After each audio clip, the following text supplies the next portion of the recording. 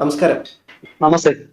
ഇന്ത്യയുടെ അഭിമാന പ്രൊജക്റ്റ് ആയിരുന്ന കാവേരി, നമുക്കറിയാം കഴിഞ്ഞ 40 വർഷം ഇന്ത്യ ഇതിനു വേണ്ടി ഒരുപാട് പ്രയത്നിച്ചിരുന്നു. പക്ഷെ അതിന്റെ റിസൾട്ട് എന്ന് പറയുന്നത് ഒരു പരാജയം തന്നെയായിരുന്നു. ഇപ്പൊ വീണ്ടും ഇന്ത്യ കാവേരിയിലേക്ക് വീണ്ടും തിരിയുന്നു, അതിന്റെ പരീക്ഷണങ്ങളും പ്രൊജക്റ്റുമായി വീണ്ടും മുമ്പോട്ട് പോകുന്നു എന്നുള്ള തരത്തിലുള്ള വാർത്തകളെല്ലാം വരുന്നുണ്ട്.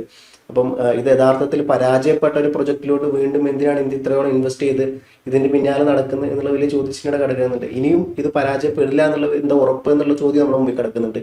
അപ്പം എന്തുകൊണ്ടായിരിക്കും ഇന്ത്യ ഇത്തരത്തിലുള്ള കാര്യങ്ങളെല്ലാം പറഞ്ഞിട്ട് കഴിഞ്ഞ 40 വർഷം പ്രയത്നിച്ചിട്ട് നടക്കാത്തൊരു കാര്യത്തിലോട്ട് വീണ്ടും ഇറങ്ങി തിരിഞ്ഞിരിക്കുന്നത്? 1980-കളുടെ മധ്യത്തിലാണ് കാവേരി എന്ന ജെറ്റ് എഞ്ചിൻ നിർമ്മിക്കാൻ ഇന്ത്യ വിഭാവനം ചെയ്യുന്നത്. കാവേരി ജെറ്റ് എഞ്ചിൻ ഇന്ത്യ അതിന്റെ നിർമ്മാണം തുടങ്ങിയെങ്കിലും ഏതാണ്ട് 2018 ആകുമ്പോഴേക്കും ആ കാവേരി ജെറ്റ് എഞ്ചിൻ പ്രോജക്റ്റ് പൂർണ്ണമായിട്ട് ഉപേക്ഷിക്കുന്നതാണ് നമ്മൾ കണ്ടത്. ശരിക്കും ഇന്ത്യ ഒരു ജെറ്റ് എഞ്ചിൻ നിർമ്മിച്ചിരുന്നു. ആ ജെറ്റ് എഞ്ചിന് ഇന്നത്തെ ആധുനിക യുദ്ധവിമാനങ്ങൾക്ക് ശക്തി ത്രസ്റ്റ് നൽകണമെങ്കിൽ മിനിമം ഒരു 82 കിലോ ന്യൂട്ടൺ, 84, 82 തൊട്ട് ഒരു 85 വരെ കിലോ ന്യൂട്ടൺ എങ്കിലും ത്രസ്റ്റ് ഉൽപ്പാദിപ്പിക്കുന്ന ഒരു എഞ്ചിൻ വികസിപ്പിക്കണം. പക്ഷേ ദൗർഭാഗ്യവശാൽ ഒരു 70-72 കിലോ ന്യൂട്ടൺ ത്രസ്റ്റ് ഉൽപ്പാദിപ്പിക്കാൻ മാത്രമേ ഈ കാവേരി ജെറ്റ് എഞ്ചിന് സാധിച്ചുള്ളൂ. അങ്ങനെ ആ കാവേരി ജെറ്റ് എഞ്ചിൻ പ്രോഗ്രാം പൂർണ്ണമായിട്ടും നമ്മൾ ഉപേക്ഷിച്ചു. GT-VS കാവേരി എന്നായിരുന്നു ആദ്യം ഈ എഞ്ചിന് പേരിട്ടിരുന്നത്. പക്ഷെ ഇപ്പോൾ വീണ്ടും ഈ ജെറ്റ് എഞ്ചിൻ അത് നമ്മൾ ഉദ്ദേശിക്കുന്ന ഒരു ത്രസ്റ്റ് ലെവലിലേക്ക് അത് ഉയർത്താനുള്ള ഒരു ശ്രമം പുനരാരംഭിച്ചിരിക്കുകയാണ്. കാവേരി 2.0 എന്നാണ് ഇപ്പോഴത്തെ പ്രോജക്റ്റിന് പേരിട്ടിരിക്കുന്നത്. അത് മാത്രമല്ല, ഇപ്പൊ നമ്മള് മുൻപ് 72 കിലോ ന്യൂട്ടൺ ആഫ്റ്റർ ബർണർ ഉപയോഗിച്ച് ത്രസ്റ്റ് ഉൽപ്പാദിപ്പിച്ച ആ എഞ്ചിൻ അത് വെറുതെ ഭരണത്ത് വെക്കണ്ട, ഉപയോഗിക്കാൻ പറ്റും, അത് മറ്റു ചില ഉപയോഗങ്ങളുണ്ട് എന്നിപ്പോ ഇന്ത്യ തിരിച്ചറിഞ്ഞിട്ടുണ്ട്. അത് കാവേരി ഡെറിവേറ്റീവ് എഞ്ചിൻ എന്ന ഒരു എഞ്ചിൻ അതിൽ നിന്നും ഉൽപ്പാദിപ്പിച്ച, അതായത് ആഫ്റ്റർ ബർണർ ഇല്ലാത്ത ഒരു എഞ്ചിൻ ഉൽപ്പാദിപ്പിച്ചിട്ട് അതാണ് ഇന്ത്യയുടെ ഘാതക് എന്ന് പറയുന്ന ഹെവി ഡ്രോൺ ആണ്. അത് ഒരു വിമാനം പോലുള്ള 15 ടൺ ഭാരം വരുന്ന ഇന്ത്യയുടെ നിർമ്മാണത്തിലിരിക്കുന്ന ഡ്രോണിന് ഈ എഞ്ചിനാണ് ഉപയോഗിക്കുന്നത്. അപ്പോ കാവേരി വീണ്ടും തിരിച്ചു വരികയാണ്. കാവേരി ജെറ്റ് എഞ്ചിൻ തിരിച്ചു വരുമ്പോ ഈ എന്തുകൊണ്ടാണ് ഈ വർഷങ്ങളായിട്ട് നമ്മൾ പരീക്ഷിച്ചിട്ടും വഞ്ചി തിരുനക്കര തന്നെ എന്ന് പറയുന്ന രീതിയിൽ എങ്ങും എത്താതെ നിൽക്കുന്ന ആ പ്രോജക്റ്റ് എന്തുകൊണ്ടാണ് വീണ്ടും പ്രോജക്റ്റ് പുനരുജ്ജീവിപ്പിക്കുന്ന എന്നൊരു ചോദ്യമുണ്ട്. ആ ചോദ്യത്തിന്റെ മറുപടി, ജെറ്റ് എഞ്ചിൻ എന്നത് ഇന്നും കൈപ്പിടിയിൽ ഒതുങ്ങാവുന്ന കുറച്ച് രാജ്യങ്ങളുടെ നിയന്ത്രണത്തിലുള്ള ഒരു ടെക്നോളജിയാണ്. ശരിക്കും ശൂന്യാകാശത്തേക്ക് റോക്കറ്റുകൾ അയക്കുന്ന റോക്കറ്റ് എഞ്ചിൻ നിർമ്മിക്കുന്നതിനേക്കാൾ ബുദ്ധിമുട്ടുള്ള ഒരു ടെക്നോളജിയാണ് ജെറ്റ് എഞ്ചിൻ. ലോകത്ത് തന്നെ വളരെ കുറച്ച് കമ്പനികളാണ് ജെറ്റ് എഞ്ചിൻ നിർമ്മിക്കുന്നത്. അത് റഷ്യ ഒന്ന്, രണ്ടാമത്തേത് ഫ്രാൻസ്, മൂന്നാമത്തേത് അമേരിക്ക, പിന്നെ യുണൈറ്റഡ് കിങ്ഡം. ഇങ്ങനെ പിന്നെ ഫ്രാൻസും ജർമ്മനിയും എല്ലാം കൂടെ ചേർന്നിട്ടാണ് ഒരു കമ്പനി ഉള്ളത്. സഫ്രാൻ എന്ന കമ്പനിയിൽ ഫ്രാൻസിനും ജർമ്മനിക്കും ഒക്കെ തന്നെ സ്റ്റേക്ക് ഉണ്ട്. എങ്കിലും ഫ്രാൻസ് ആണ് അതിൽ മുഖ്യ ഇൻവെസ്റ്റർ. ബ്രിട്ടന്റെ റോൾസ് റോയ്സ്, അമേരിക്കയ്ക്കാണ് കൂടുതൽ കമ്പനികളുള്ളത്. പ്രാറ്റ് ആൻഡ് വൈറ്റ്നി, പിന്നെ ജനറൽ ഇലക്ട്രിക്, GE, പിന്നെ ബോയിങ്ങും എഞ്ചിൻ നിർമ്മിക്കുന്നുണ്ടോ എന്ന് എനിക്കൊരു സംശയമുണ്ട്. എങ്കിലും പ്രാറ്റ് ആൻഡ് വൈറ്റ്നിയും GEയുമാണ് മുഖ്യ എഞ്ചിൻ നിർമ്മാതാക്കൾ. ഫ്രാൻസിൽ വന്നു കഴിയുമ്പോഴത്തേക്ക് സാഫ്രാനാണ്. റഷ്യയുടെ കമ്പനിയുടെ പേര് ഞാൻ കൃത്യമായിട്ട് ഓർക്കുന്നില്ല, റോസ്കോസ്മോസ് അതുപോലെ എന്തോ ഒരു കമ്പനിയാണ്. ചൈന ഈ അടുത്ത കാലത്ത് റഷ്യ കൊടുത്ത ജെറ്റ് എഞ്ചിൻ റിവേഴ്സ് എഞ്ചിനീയർ ചെയ്ത് ഒരെണ്ണം തട്ടിക്കൂട്ടിയിട്ടുണ്ട്. പക്ഷെ അത് അത്ര വലിയ ഒരു ഗുണമില്ല. ചൈനയുടെ സ്വന്തം ജെറ്റിൽ പോലും ഇപ്പോഴും റഷ്യൻ ജെറ്റ് എഞ്ചിനുകളാണ് ഉപയോഗിക്കുന്നത്. അപ്പൊ ഇന്ത്യ ചുവടൊന്ന് മാറ്റി അമേരിക്കയുടെ, അതായത് ജനറൽ ഇലക്ട്രിക് GEയുടെ F404 എഞ്ചിനാണ് തേജസ് മാർക്ക് 1A ഉപയോഗിക്കുന്നത്. പക്ഷെ അത് 2 കൊല്ലം, അവർ പറഞ്ഞ ഡെഡ് ലൈൻ കഴിഞ്ഞിട്ട് 2 കൊല്ലം കഴിഞ്ഞിട്ടും വെറും 7 എഞ്ചിനാണ് ഇതുവരെ സപ്ലൈ ചെയ്തിരിക്കുന്നത്. അതിൽ വലിയ കാലതാമസം അവർ വരുത്തുന്നുണ്ട്. തേജസ് പ്രോഗ്രാം അട്ടിമറിക്കാനാണോ അവർ ശ്രമിക്കുന്നത് എന്ന് വരെ സംശയിക്കേണ്ട വളരെ കൃത്യമായ സംശയമാണത്. അത് മാത്രവുമല്ല, അടുത്ത തേജസ് മാർക്ക് 2നും അതുപോലെ തന്നെ AMCAയുടെ ആദ്യ ഘട്ടങ്ങളിലുമൊക്കെ ഉപയോഗിക്കേണ്ട F414 എഞ്ചിന് അതും ഇപ്പൊ സംശയമാണ്. പണ്ട് F414 എഞ്ചിന് പറഞ്ഞ തുകയുടെ 3 ഇരട്ടി വേണമെന്ന് ഇപ്പൊ അവര് വാക്ക് മാറ്റിയിരിക്കുകയാണ്. ഒരുപക്ഷെ അതുകൊണ്ടായിരിക്കാം ഇന്ത്യ ഈ കൂടുതൽ കാശ് ചെലവായാലും ശരി, കളഞ്ഞുപോയ ഉപേക്ഷിച്ച് ആ പ്രോജക്റ്റ് പുനരുജ്ജീവിപ്പിക്കാം എന്ന് തീരുമാനിച്ചിരിക്കുന്നു. ഇതിനിടയ്ക്ക് ആശാവഹമായ ചില സംഭവങ്ങൾ ഉണ്ടായിട്ടുണ്ട്. ഇതിന് ഒരു ആഫ്റ്റർ ബർണർ നിർമ്മിക്കുന്ന കാര്യത്തിൽ ബ്രഹ്മോസിലെ എഞ്ചിനീയർമാര് വലിയ വിജയത്തിലേക്ക് വന്നിരിക്കുകയാണ്. ഇത് നിർമ്മിക്കുന്നത് gas turbine research establishment GTRE എന്ന് പറയുന്ന DRDOയുടെ കീഴിലുള്ള ഒരു കമ്പനിയാണ്. പക്ഷേ അവർക്ക് ഈ ആഫ്റ്റർ ബേണർ എന്ന് പറയും. ആഫ്റ്റർ ബേണർ എന്ന് അത് ഞാൻ സത്യത്തിൽ ആദ്യമേ പറയേണ്ടതായിരുന്നു. ആഫ്റ്റർ ബേണർ എന്നത് കൂടുതൽ ഈ എഞ്ചിൻ സ്റ്റാർട്ട് ആവുന്ന സമയത്ത് അല്ലെങ്കിൽ സൂപ്പർ ക്രൂസിംഗ് എന്നൊക്കെ പറയുന്ന സമയത്ത് കൂടുതൽ ഇന്ധനം ഇതിന്റെ എക്സോസ്റ്റിലോട്ട് പമ്പ് ചെയ്തിട്ട് കൂടുതൽ ഇന്ധനം ബേൺ ചെയ്തിട്ട് ശക്തി താൽക്കാലികമായിട്ട് വർദ്ധിപ്പിക്കുന്ന ഒരു സംവിധാനമാണ് ഈ ആഫ്റ്റർ ബേണർ. ഈ ആഫ്റ്റർ ബേണർ സദാ ഉപയോഗിക്കത്തില്ല. കാരണം സദാ ഉപയോഗിച്ച് അതോടുകൂടി ഉള്ള ഇന്ധനമെല്ലാം കത്തിത്തീരും.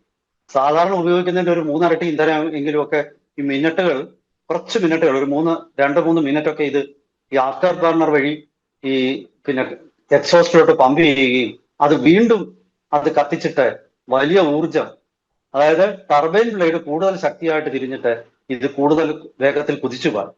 അപ്പോ ഒരു വിമാനം ആകാശത്തേക്ക് ടേക്ക് ഓഫ് ചെയ്യുമ്പോൾ അതിന് വലിയ ശക്തി വരും. പക്ഷെ അതൊരു ലെവലിൽ എത്തിക്കഴിഞ്ഞാൽ പിന്നെ അത് ക്രൂയിസിംഗ് ആണ്, അതിന് മിനിമം ഇത് മതി. അപ്പോ കുതിച്ചുയരാൻ വേണ്ടി മാത്രം ആഫ്റ്റർ ബേണർ പ്രവർത്തിക്കും.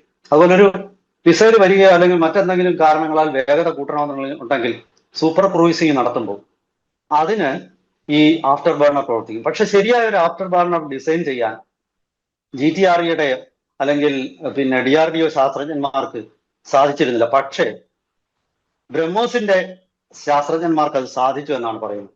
കാരണം അവര് ഇതിനേക്കാളൊക്കെ വേഗതയുള്ള സൂപ്പർ സോണിക് ആയിട്ടുള്ള ഒരു എഞ്ചിൻ, ഒരു റാംജെറ്റ് എഞ്ചിൻ ഡിസൈൻ ചെയ്ത ആൾക്കാരാണ്. ഒരു ടർബോജെറ്റ് എഞ്ചിനാണ് റാംജെറ്റ്.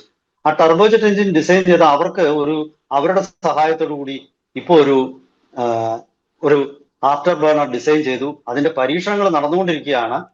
ആ പരീക്ഷണത്തിൽ സർക്കാർ വിവരം പുറത്തുവിട്ടിട്ടില്ലെങ്കിലും ഏതാണ്ട് 85 കിലോ ന്യൂട്ടൺ വരെ ത്രസ്റ്റ് ആഫ്റ്റർ ബർണറിന്റെ സഹായത്തോടു കൂടി ഉത്പാദിപ്പിക്കാൻ ഈ എഞ്ചിന് കഴിഞ്ഞു എന്നാണ് വാർത്തകൾ വരുന്നത്.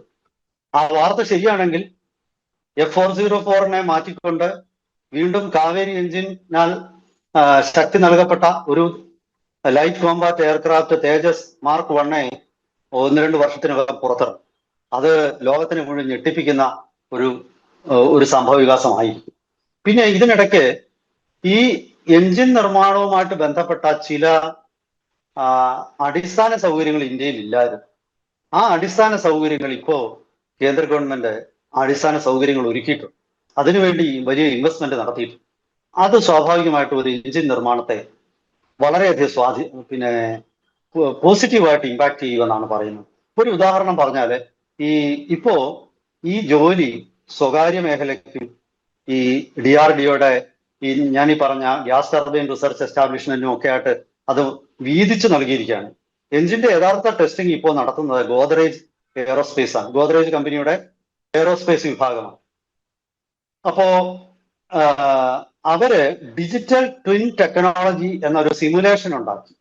അതായത് എഞ്ചിൻ പൂർണ്ണമായിട്ടും അത് ഒരു 3D ഫിഗർ ഉണ്ടാക്കിയിട്ട് അത് ടെസ്റ്റ് ചെയ്യും.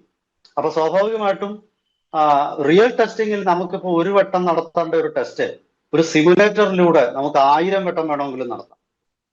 അങ്ങനെ നടത്തുമ്പോൾ സ്വാഭാവികമായിട്ടും അതിന്റെ ഓരോ ചെറിയ കേടുപാടുകളും കുറ്റവും അത് എങ്ങനെയൊക്കെ മാറ്റിയെടുത്താൽ നമുക്ക് ഇതിന്റെ ശക്തി വർദ്ധിപ്പിക്കാം എന്നുള്ളത് നമുക്ക് കൃത്യമായിട്ട് പിടിക്കും. അപ്പോൾ ഈ ഡിജിറ്റൽ ട്വിൻ ടെക്നോളജി സിമുലേറ്ററിന്റെ നിർമ്മാണം ഈ കാവേരി എഞ്ചിന്റെ പുനരുജ്ജീവനത്തിന് വളരെ സഹായകരമായ ഒരു നടപടിയായിട്ട് മാറിയിരിക്കുകയാണ്. അപ്പോ 2027 കാവേരി 2.0 എന്ന് പേരിട്ടിരിക്കുന്ന ഈ പുതിയ ആഫ്റ്റർ ബർണർ, ഞാൻ പറഞ്ഞ ബ്രഹ്മോസ് എഞ്ചിനീയർമാരുടെ സഹായത്തോടുകൂടി തയ്യാറാക്കിയ ആഫ്റ്റർ ബർണർ ഘടിപ്പിച്ച കാവേരി എഞ്ചിൻ ഒരു super sonic flying test bed എന്ന് പറയുന്നത്, അതായത് ഒരു സൂപ്പർ സോണിക് വിമാനത്തിൽ അത് ഘടിപ്പിച്ചിട്ട് ടെസ്റ്റ് നടത്തും. അതായത് തേജസിന്റെ തന്നെ ഒരു വിമാനം ഒരു ട്വിൻ എഞ്ചിനായിട്ട് ഡിസൈൻ ചെയ്തിട്ട് അതിൽ ഒരു എഞ്ചിൻ ഈ കാവേരി 2.0 ആയിരിക്കും. അത് വെച്ചിട്ട് പരീക്ഷണങ്ങൾ നടത്തും.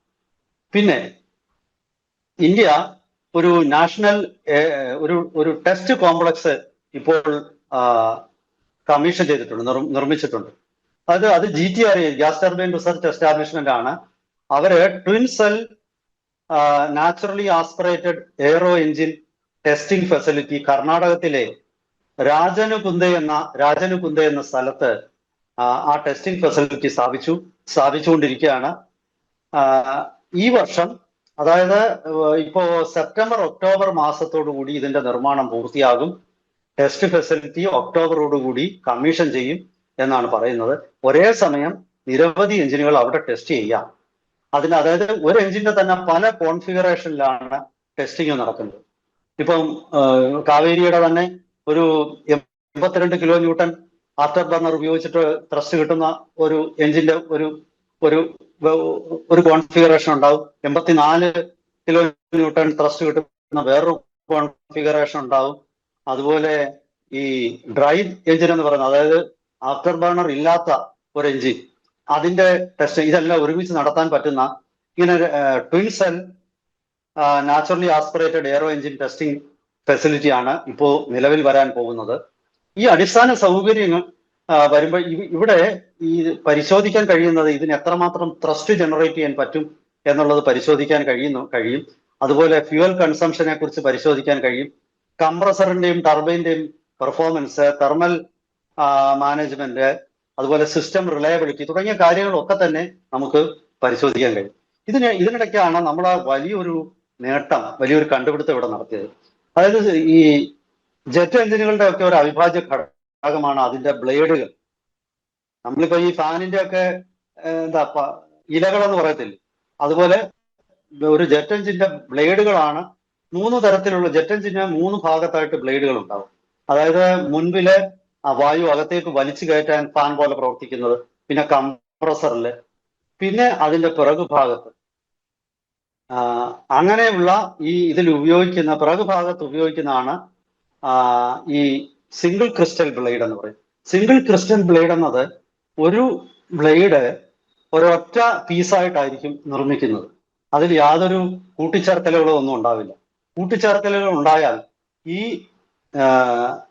ഇവിടെ ഉൽപ്പാദിപ്പിക്കുന്ന ചൂടെന്ന് പറയുന്നത് ഏതാണ്ട് 1500 ഡിഗ്രി ഒക്കെയാണ്. ഈ 1500 ഡിഗ്രി ചൂട് ഉൽപ്പാദിപ്പിക്കുമ്പോൾ അത് പൊട്ടിപ്പോവുകയും അതിന് കേടുപാടുകൾ സംഭവിക്കുകയും ചെയ്യും. അത് സംഭവിക്കാതിരിക്കണമെങ്കിൽ ഇത് സിംഗിൾ ബ്ലേഡ് ആയിട്ട് വേണം ഉണ്ടാക്കേണ്ടത്. അത് സാധാരണഗതിയിൽ അത്ര എളുപ്പമുള്ള ഒരു ടെക്നോളജിയാണ്. ആ ടെക്നോളജി ലോകത്തിൽ ഞാനീ പറഞ്ഞ ഒരു 4-5 കമ്പനികൾക്ക് മാത്രമേ ഉള്ളൂ.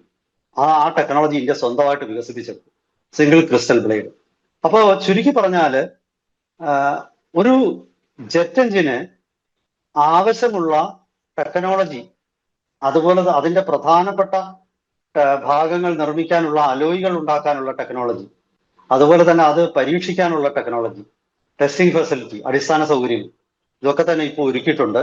എന്തായാലും വരുന്ന ദിവസങ്ങളിൽ ഈ പുതിയ കണ്ടുപിടുത്തങ്ങൾ ഈ കാവേരി എഞ്ചിന് പുതുജീവൻ നൽകാനായിട്ട് സഹായിക്കും എന്നുള്ളതാണ് നമുക്ക് മനസ്സിലാകുന്നത്.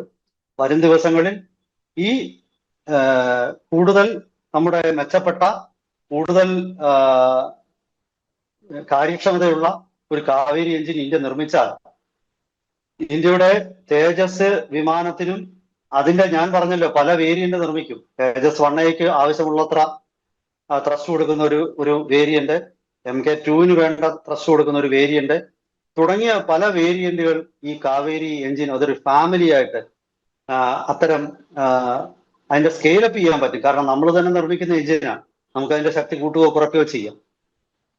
അങ്ങനെയുള്ള ഒരു എഞ്ചിനാൽ നയിക്കപ്പെടുന്ന, ശക്തി നൽകപ്പെടുന്ന ഒരു ഇന്ത്യയുടെ യുദ്ധവിമാനം അത് വരും നാളുകളിൽ അസംഭവ്യമാണെന്ന് ഞാൻ കരുതുന്നില്ല.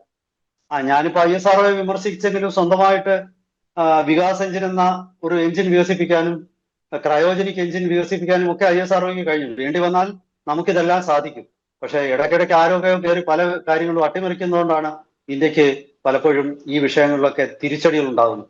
എന്തായാലും ശരി, തേജസ് എഞ്ചിൻ പ്രോഗ്രാം പുനരുജ്ജീവിപ്പിച്ചത് തീർച്ചയായിട്ടും വലിയൊരു നേട്ടം തന്നെയാണ്. അത് വരും ദിവസങ്ങളിൽ തേജസ് 2.0 വിജയകരമായിട്ട് നിർമ്മിച്ച് വിദേശ രാജ്യങ്ങളുടെ ഈ നമ്മുടെ അട്ടിമറി ശ്രമങ്ങളെ മുഴുവൻ തോൽപ്പിക്കാൻ ഇന്ത്യക്ക് കഴിയുമെന്ന ഒരു പ്രത്യാശയുടെ കിരണം ഇപ്പോൾ എല്ലാവരിലും ഉണ്ടായിട്ടുണ്ട്, എല്ലാ മനസ്സുകളിലും ഉദിച്ചിട്ടുണ്ട്.